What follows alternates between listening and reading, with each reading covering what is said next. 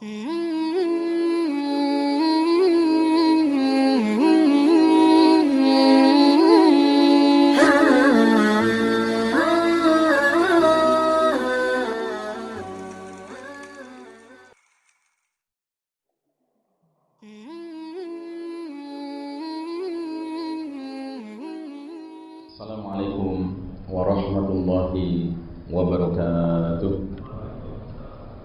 Alhamdulillah rabbil alamin.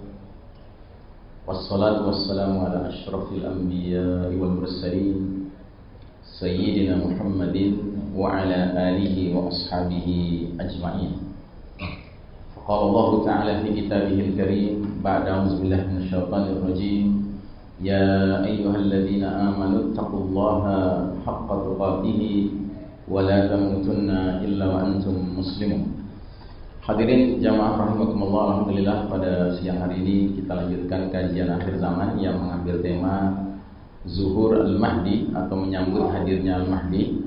Dan pada pertemuan yang lalu kita telah membahas bahwa hadirnya Al-Mahdi menurut ijtihad Dr. Mubayyad, penulis kitab Ensiklopedia Akhir Zaman, akan terjadi sesudah 3 tanda besar kiamat bermunculan, yaitu ad-dukhan, kabut asap, kemudian khasfun bil masyriq, pembenaman bumi di timur, serta khasfun bil maghrib, pembenaman bumi di barat.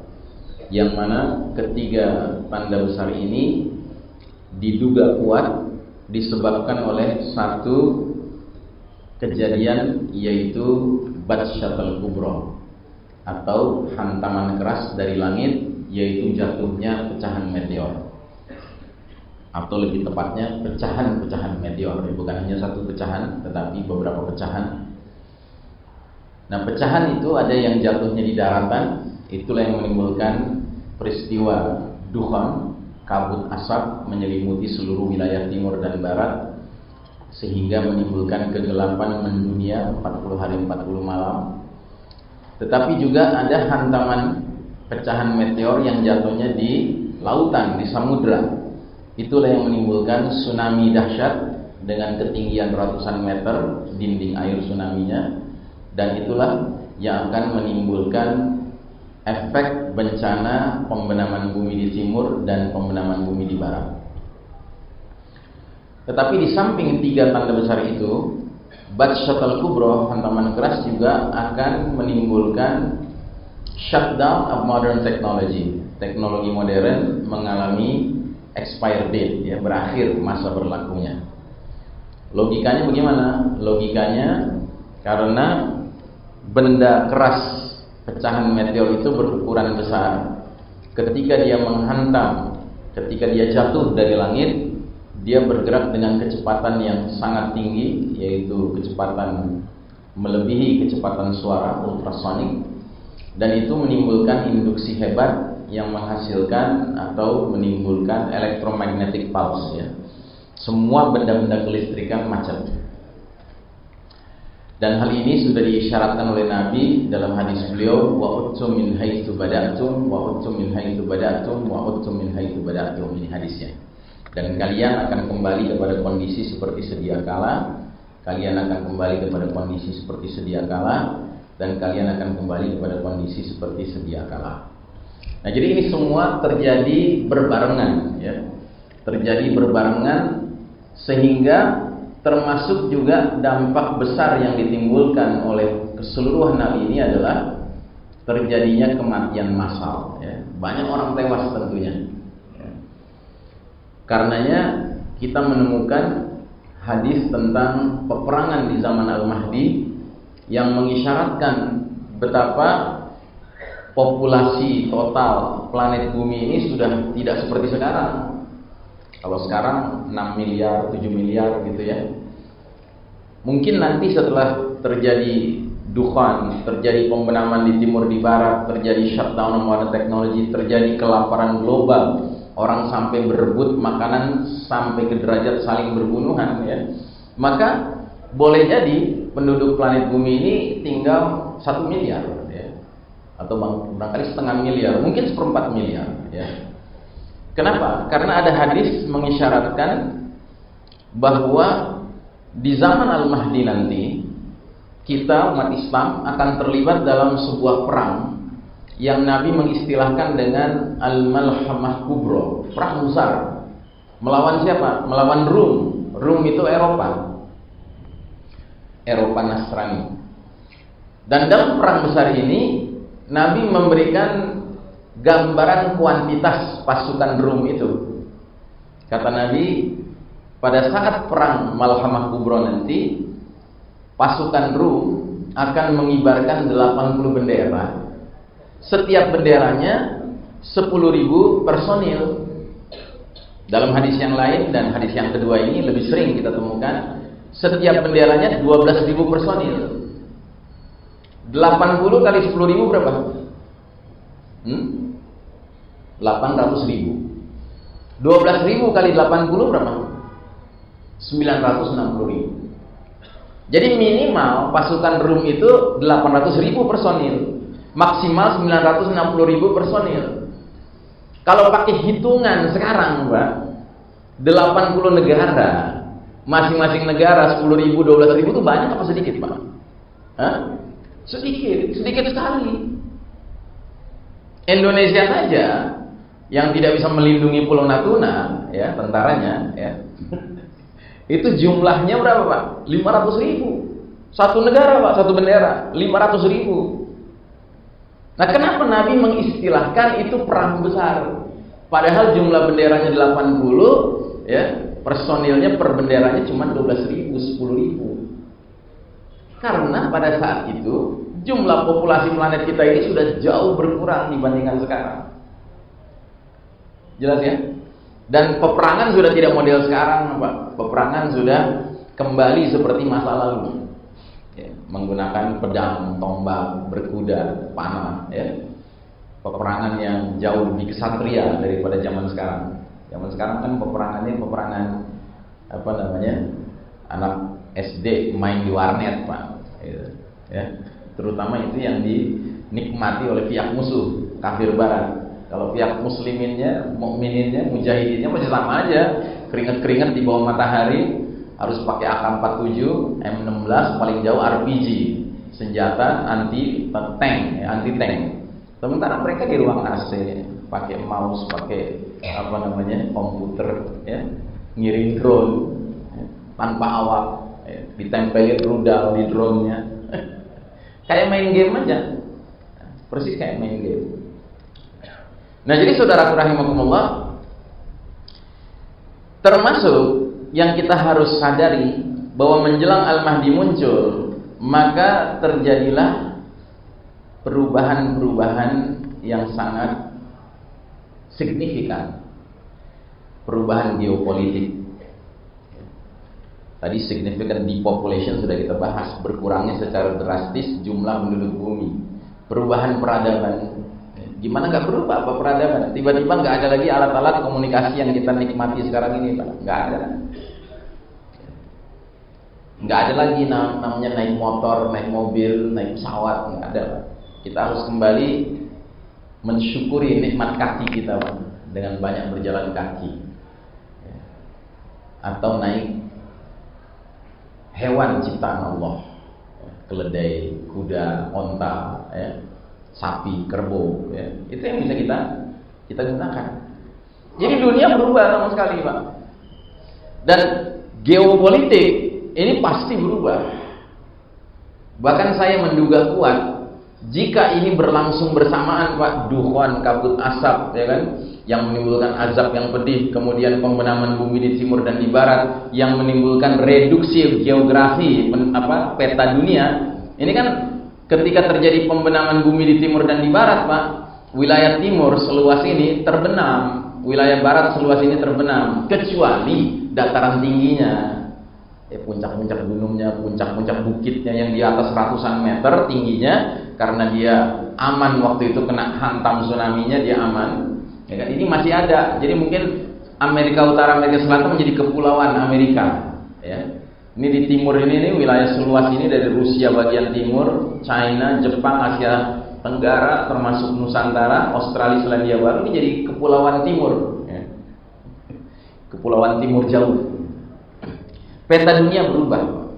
Dan akhirnya sentral kesibukan umat manusia itu adanya di sini saja.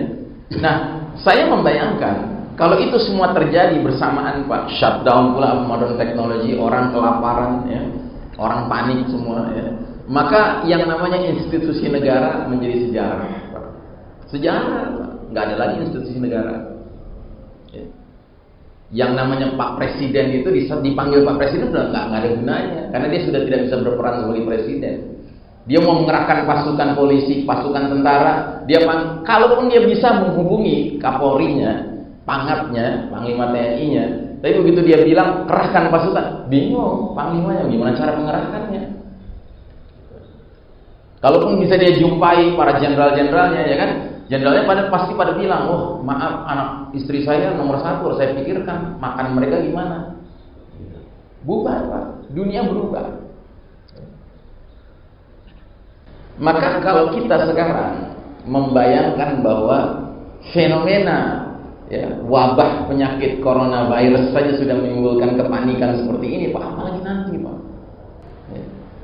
Sambil sekarang ini kita masih memiliki yang namanya alat telekomunikasi, yang di satu sisi bisa menenteramkan kita, tapi di lain sisi juga menjadi penyebab kepanikan kita. Ya kan? Kalau kita mau jujur, sebenarnya coronavirus ini nggak usah kita banyak baca artikel, Pak. Lihat ininya saja, tabel updating informasinya. Kan kita ada tuh link untuk melihat update sekarang ini sudah berapa yang tewas, berapa yang terjangkiti sedunia, ya kan? Dan berapa yang sembuh dari yang terjangkiti itu. Kalau kita mau jujur, Pak, kita tuh nggak usah panik. Kenapa? Karena jumlah yang tewas karena terjangkiti virus ini, Pak, jauh lebih kecil daripada jumlah yang sembuh. Yang sembuh itu prosentasenya besar sekali. Tapi entah kenapa orang cenderung melihat yang mengerikannya. Ini padahal baru coronavirus, Pak. Belum tiba-tiba peta dunia berubah, ya. Belum tiba-tiba di mana-mana gelap gulita 40 hari 40 malam, ya. Kayak apa dunia, Pak?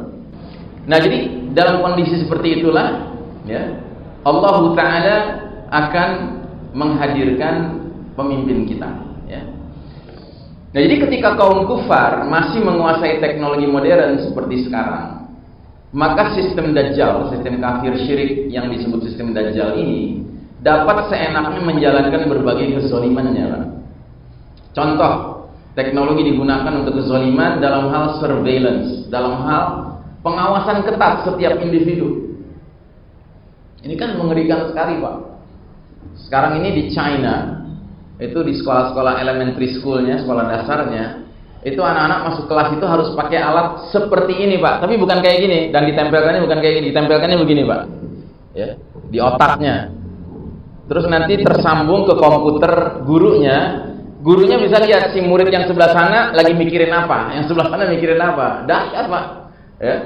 Tingkat surveillance itu dahsyat. Kalau dia mikir sesuatu di luar kelas, ya kan, langsung dihukum. Nah, jadi saudara rahimakumullah, surveillance ini makin hari semakin ingin dioptimalkan. Dan kita ini akan menjadi bagian dari yang di surveillance, ya, dipantau. Terus dengan adanya teknologi ini terjadilah remote controlled war, ya, perang curang yang tidak adil karena mengandalkan remote control. Tadi sudah saya gambarkan, ya. Mereka cukup ada di ruang ber-AC, ya, pakai komputer, pakai mouse, ya kan, kayak main game aja. Target lock, sudah pencet knob, drone bergerak dengan rudal. Penyebaran hoax dan fitnah, ya, dahsyat sekali. Dengan teknologi canggih sekarang ini, hoax dan fitnah itu tersebar dengan sangat mudahnya. Misleading opinion making via mass media, ya. Mass media itu sekarang sudah bukan menjadi kantor berita yang benar-benar memberitakan secara deskriptif apa yang terjadi, tetapi semuanya sudah menjadi alat kepentingan dari yang punya mass media itu untuk menyebarluaskan opini yang ingin disebarluaskan. Terus juga teknologi canggih telah mengembangkan fake money, ya, uang palsu. digital finance, ya, orang mengandalkan rasa kaya dan rasa miskinnya berdasarkan jumlah nol yang ada di belakang saldo dari e-bankingnya, mobile bankingnya gitu.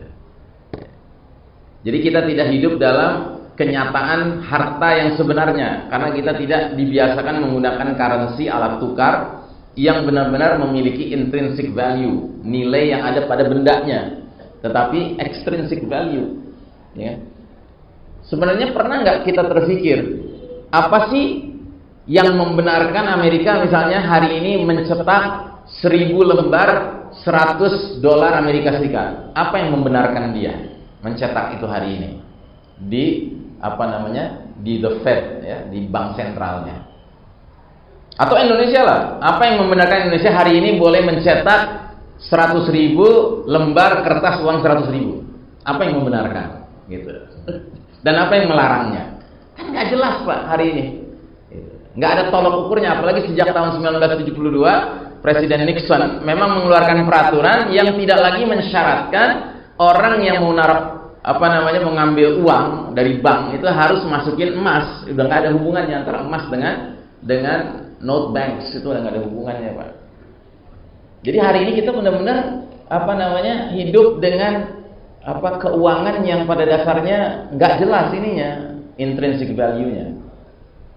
Dan sudah barang tentu teknologi canggih juga menjadi sebab munculnya banyak false image building, pembangunan citra yang palsu. Misalnya orang yang sama sekali nggak punya keahlian tertentu bisa digambarkan seperti punya keahlian tertentu. Dan orang yang sebenarnya sangat pakar di satu bidang, ya kan, bisa ditampilkan menjadi sangat blow on, yang sangat kelihatan nggak ada mutunya gitu. Tergantung bagaimana bisa mengolah rekaman tentang si orang tersebut. Nah, jadi selama kaum kufar menguasai teknologi modern, maka umat Islam terus-menerus menjadi underdog yang dijadikan mangsa dan bahan permainan mereka. Ya, ingat hadis buih, ya, hadis di mana Nabi mengatakan bahwa kalian umat Islam nanti akan diserbu bangsa-bangsa lain seperti memperebutkan makanan dalam satu mangkok. Sampai seorang sahabat bertanya, "Ya Rasulullah, apakah karena kita jumlahnya sedikit?" Kata Nabi, "Tidak, jumlah kalian banyak, sangat banyak, tapi kalian seperti buih yang mengapung di air, nggak ada bobotnya. Allah telah mencabut rasa takut musuh kepada kalian. Dan Allah telah tanamkan penyakit wahan dalam hati kalian, yaitu penyakit hubbud dunya wa karahiyatul maut." Ya. Nah, jadi berbagai subsistem kehidupan mereka kuasai dan tidak izinkan umat Islam memilikinya, mengembangkannya, apalagi mengambil alih untuk menguasainya. Tidak boleh. Makanya sudah nggak zamannya Pak Anda mendorong-dorong anak Anda belajar sampai S3 misalnya gitu kan, bidang teknologi. Ya supaya kamu bisa mengejar ketertinggalan barat kafir Pak di bidang teknologi. Nggak zamannya Pak Anda ngomong gitu lagi. Mestinya kita udah sadar Pak, nggak bakal bisa kita mengejar ketertinggalan mereka. Bukan karena nggak mau, bukan karena nggak bisa, tapi karena nggak akan diizinkan sama mereka. Mereka akan halangi kita Pak. Makanya banyak putra-putri muslim dari negeri muslim yang belajar ke barat, Amerika, Eropa. Kalau dia brilian, ya IP-nya tinggi, IPK-nya tinggi Pak, indeks prestasi kumulatifnya tinggi, dia kalau perlu nggak diizinkan pulang ke negeri muslimnya, dikasih kewarganegaraan setempat, dikasih pekerjaan, ya kan? Supaya apa? Brain drain, disedot Pak otaknya yang cerdas itu. Yang penting jangan dimanfaatkan oleh negeri kaum muslimin. Apalagi yang sifatnya kolektif Pak, yang sifatnya pribadi saja dia begitu kan. Ya. Nah, jadi shutdown of modern technology bagi kaum beriman merupakan keberkahan dan pertolongan dari Allah Subhanahu wa taala. Saat itu terjadi, umat Islam bisa istirahat dari perlombaan di bidang teknologi melawan barat kafir. Seketika posisi kaum beriman akan menjadi setara dengan barat kafir. Sama-sama nggak punya apa-apa, iya kan? Anda pikir sekarang barat kafir ini bisa merasa sombong, bisa merasa terus-menerus supreme di atas kita? Itu karena apa? Karena mereka menguasai teknologi canggih Pak. Sama, Cina juga begitu. Bahkan Cina lebih dahulu kesombongannya, keterlaluan, sampai akhirnya Allah kasih ujian coronavirus ini. Ya kan? Ketika ulang tahun Partai Komunis Cina ke-70 kemarin, di acara pidatonya, si jin merah jambu itu, Jinping ya kan, jin merah jambu kan, ya kan? Dia itu mengatakan apa? China is invincible. China ini nggak bisa terkalahkan, nggak ada kekuatan manapun bisa mengalahkan China. Tapi nggak hanya itu Pak, yang lebih kurang ajar lagi dia katakan kitab suci akan kita edit supaya sesuai dengan ideologi ya, komunis. Itu baru niat Pak, baru niat merubah kitab suci, udah dibegitukan sama Allah Ta'ala. Nah jadi saudaraku rahimakumullah, dengan kecanggihan teknologi yang dikuasai China, mereka juga merasa supreme sekali Pak sekarang. Supreme sekali. Dua sekarang kan ini yang beradu ini, Amerika dengan China. Yang merasa memiliki alternatif artificial intelligence kan dua ini. Berlomba-lomba mereka. Nah sama Allah dimatikan, teknologi canggih ini dimatikan. Bukan untuk mengalahkan China atau mengalahkan Amerika, tidak, untuk mengalahkan semuanya. Untuk membuka jalan bagi umat Islam agar menjadi setara dengan kafir barat. Ya Allah bukakan jalannya Pak. Sisanya terserah kita. Mau nggak kita ambil peluang jalan itu? Atau kita termasuk orang yang nanti meratap-ratap gitu, wah teknologi berhenti ini habis ya kan? Kalau kita termasuk yang meratap-ratap ya maaf-maaf aja. Berarti kita diam-diam sudah merubah surat Al-Ikhlas. Ayat yang berbunyi Allahus Samad sudah jadi teknologi somad, jangan-jangan selama ini. Ya kan?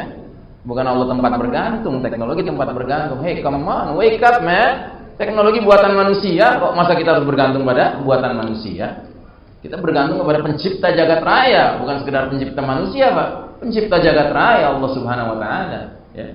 Makanya saya meyakini, termasuk Syekh Mubayyad dalam kitabnya Ensiklopedia Akhir Zaman mengatakan bahwa shutdown of modern technology adalah realisasi dari ayat wa makaru wa makarallahu wallahu khairul makirin. Orang-orang kafir itu membuat tipu daya.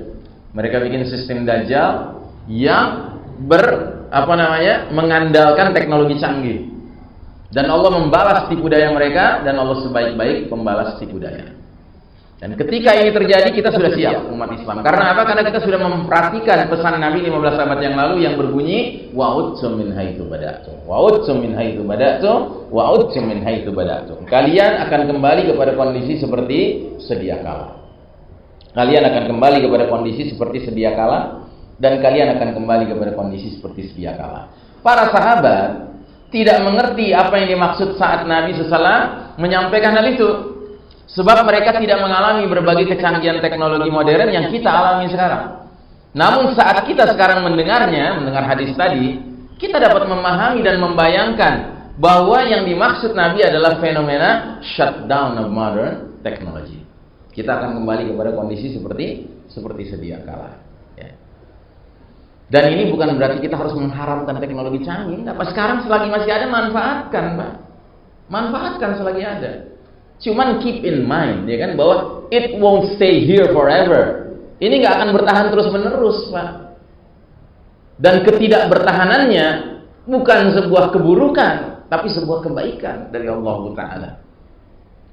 Karena harus Allah langsung yang turun tangan, membuat pihak barat kafir yang sombong ini hilang kesombongannya dengan dimatikannya teknologi canggih. Jadi ucapan Xi Jinping itu, China is invincible, sebenarnya sangat mirip dengan ucapan Firaun. Ana rabbukumul a'la. Akulah Rabb kalian yang maha tinggi. Karena merasa dirinya sudah sedemikian kuat, nggak bisa terkalahkan oleh siapapun. Nah, jadi saudaraku rahimakumullah, badai fitnah dukhan dan fenomena alam lainnya ternyata justru membawa kepada kondisi yang membuat kaum beriman menjadi setara dengan kaum kafir. Dan kondisi ini menjadi jalan menuju kemenangan kaum beriman dan berlakunya sunnah pergiliran, sunnatut tadawur, kepemimpinan dunia kepada kaum beriman sesudah kaum kufar berjaya, dikasih giliran sama Allah, berjaya. Namun mereka telah memanfaatkannya untuk menebar kegelapan dan kezaliman. Ingat ayatnya, wa tilkal ayyamu nudawiluha bainan nas. Dan demikianlah hari demi hari masa kemenangan dan kekalahan kami pergilirkan di antara manusia agar mereka mendapat pelajaran.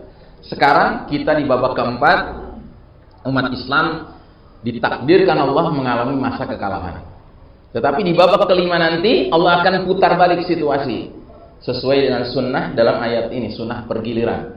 Sudah gilirannya umat Islam mengalami kejayaan kembali. Dan giliran ini bukan hanya terkait dengan shutdown of modern technology, bukan hanya terkait dengan peristiwa-peristiwa bencana alam dahsyat yang terjadi, tetapi terkait erat dengan apa yang kita bahas dalam tema siang hari ini, yaitu zuhur al-Mahdi, hadirnya sang pemimpin, ya, al-Mahdi. Jadi Allah, Nabi Muhammad SAW sampai mengatakan bahwa kemunculan al-Mahdi itu adalah busyra, kabar gembira. Nabi bersabda, "Ubashirukum bil mahdiyyi yub'atsu fi ummati ala ikhtilafin minan nasi wa zalazil fayamla'ul arda qistan wa 'adlan kama muli'at jawran wa zulman." Kukabarkan berita gembira mengenai al-Mahdi yang diutus ke tengah umatku ini pada saat banyak terjadi perselisihan antar manusia. Ya, perselisihan karena apa? Ya karena kelaparan. Ya, orang berebut makanan sampai berselisih satu sama lain, dan gempa-gempa, ya, bencana-bencana. Al-Mahdi, kata Nabi, akan memenuhi bumi secara merata dengan keadilan dan kejujuran, sebagaimana sebelumnya bumi dipenuhi secara merata dengan kezaliman dan kesewenang-wenangan. Jadi kehadiran Al-Mahdi menjadi turning point, titik balik, ya, situasi kondisi dunia ini. Dan kehadirannya pada saat yang paling tepat, saat dimana semua manusia sedang dalam keadaan chaos, ya, kacau, bingung, ya kan? Terus tiba-tiba Allah kasih hadiah kepada umat Islam, hadirnya the certified leader, pemimpin yang dapat sertifikasi dari Allah dan Rasulnya. Dan nanti kita akan bicarakan ketika sudah masuk ke dalam bab Al-Mahdinya, bahwa penetapan Al-Mahdi sebagai sang pemimpin tertinggi umat Islam ini sepenuhnya adalah tadbir Rabbani, skenario Allah Ta'ala. Nggak bisa dirancang, Pak, oleh manusia, nggak bisa direkayasa oleh manusia, ya. Tetapi dia sepenuhnya adalah tadbir Rabbani. Nah, dikatakan di dalam beberapa asar, ya, asar itu artinya ucapan-ucapan sahabat atau tabi'in atau tabi'in. Salah satunya dari Muhammad bin Ali bin Abi Thalib, anaknya Ali bin Abi Thalib yang bukan dari Fatimah. "Idza ra'aitum naran minal masyriqi thalathata ayyamin aw sab'ati fatawaqqa'u faraju ali Muhammad."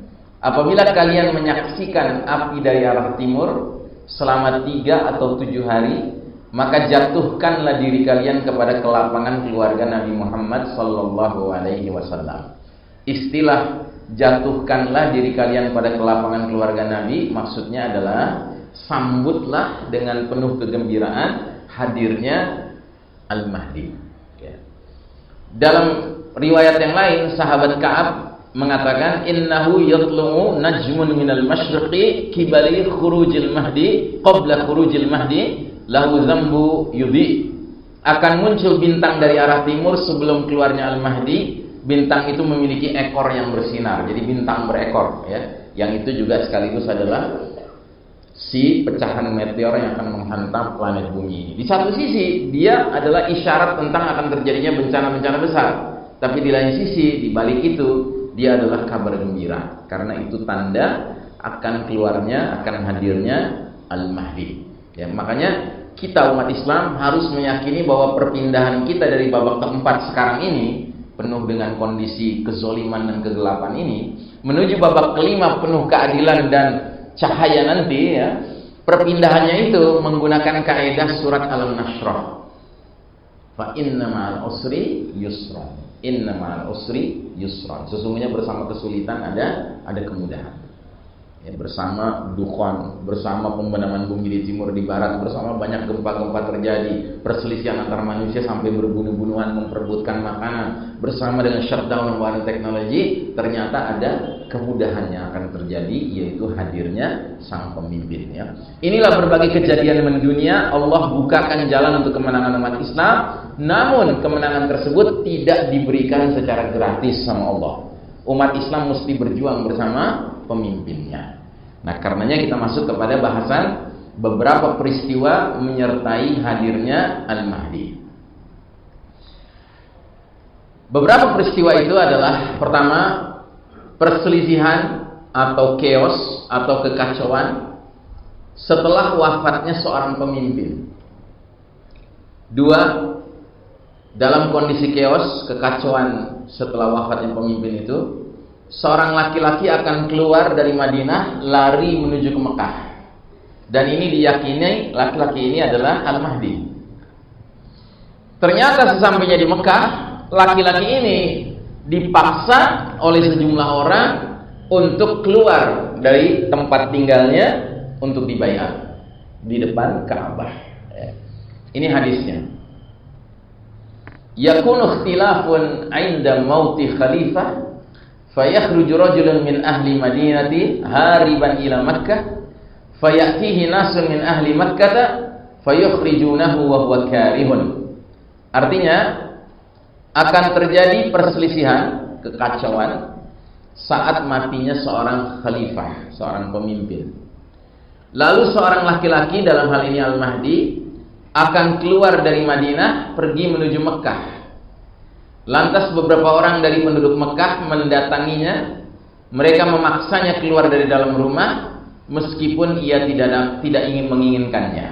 Ya. Nah, di sini ada kata yang perlu kita bahas sedikit, yaitu kata khalifah. Ya. Dalam bahasa Arabnya, teks bahasa Arabnya benar-benar menggunakan kata khalifah. Ya. Karena adanya kata ini, sebagian ulama, terutama yang fokus di bidang hadis, meyakini bahwa sebelum Al-Mahdi muncul sudah ada khilafah. Karena ada khalifah mati sebelum Al-Mahdi muncul.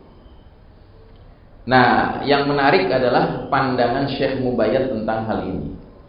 Di halaman 725 kitab Ensiklopedia Akhir Zaman, Syekh Mubayyad menggarisbawahi bahwasanya ya, lafal khalifah yang dituturkan dalam bentuk yang bukan ma'rifat tetapi bentuk nakirah. Ya. Apa ini ma'rifat? Apa ini nakirah? Jadi kalau dalam bahasa Arab, Pak, sesuatu benda tertentu kalau pakai alif lam itu disebut ma'rifah, Pak. Misalnya al-kitab itu ma'rifah.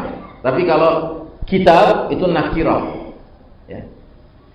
Dan yang pakai alif lam itu artinya definite article. Kalau nggak pakai alif lam, indefinite article. Contoh misalnya surat Al-Baqarah ayat pertama, ayat kedua, alif lam mim dzalikal kitabu la raiba fihi. Alif lam mim itu ini adalah kitab yang nggak ada keraguan di dalamnya. Kitabnya maksud kitab apa nih? Kitab apa? Al-Quran, ya. Dan orang bisa tahu ini kitab Al-Quran karena di situ kata kitabnya pakai alif lam. Sudah definite, tertentu. Dzalikal kitabu la raiba fihi. Tapi kalau dikatakan hadza kitabun, ini adalah kitab, ini adalah buku. Nah, ini bisa buku apa saja. Sama, kata khalifah di sini nggak pakai alif lam, bukan al-khalifah. Sehingga menurut Syekh Mubayyad, dia bukan khalifah untuk seluruh kaum muslimin, tapi dia indefinite khalifah. Ya, bukan definite khalifah. Kalau definite khalifah seluruh kaum muslimin sepakat dia sebagai khalifah. Ini tidak. Sebagian umat Islam menganggap dia khalifah, tapi sebagian yang lain tidak menganggap dia khalifah. Dan yang paling mungkin mempunyai kedudukan seperti itu siapa? Pemimpin sebuah negara yang di dalamnya mencakup dua kota, yaitu Mekah dan Madinah. Kerajaan apa itu namanya? Kerajaan Arab Saudi. Ya. Sampai hari ini, saudara sekalian rahimakumullah, tidak sedikit warga Saudi menganggap rajanya itu khalifah. Satu. Terus kedua, sistem pengangkatan seorang raja di Saudi, kalau raja sebelumnya sudah wafat, ya, itu menggunakan cara seperti mengangkat seorang khalifah di bai'ah. Ya. Nah, jadi Syekh Mubayyad tidak beranggapan sebelum Al-Mahdi ada khilafah, tidak. Hadis ini mengisyaratkan bahwa seorang pemimpin yang memenuhi kriteria sebagai khalifah bagi sebagian masyarakat yang dia pimpin itu iya, ada. Dan dalam hal ini dugaan kuatnya adalah matinya seorang raja kerajaan Arab Saudi. Apakah matinya Raja Salman? Wallahu a'lam bishawab. Banyak pengamat politik Saudi mengatakan sangat dikhawatirkan kalau Raja Salman sekarang ini meninggal, ya, maka politik di Arab Saudi akan gonjang-ganjing. Mengingat bahwa putra mahkota yang ditunjuk dan sekarang aktif berkuasa bernama Muhammad bin Salman, ini otaknya otak liberal sekali, otaknya otak Yahudi sekali, ya. Nah, maka dikhawatirkan kalau Salman dalam waktu dekat ini meninggal, sangat potensial terjadi chaos di masyarakat Arab Saudi. Karena masyarakat Arab Saudi biar bagaimanapun masih cukup banyak yang kuat berpegang pada agama. Ya, akan sulit bagi mereka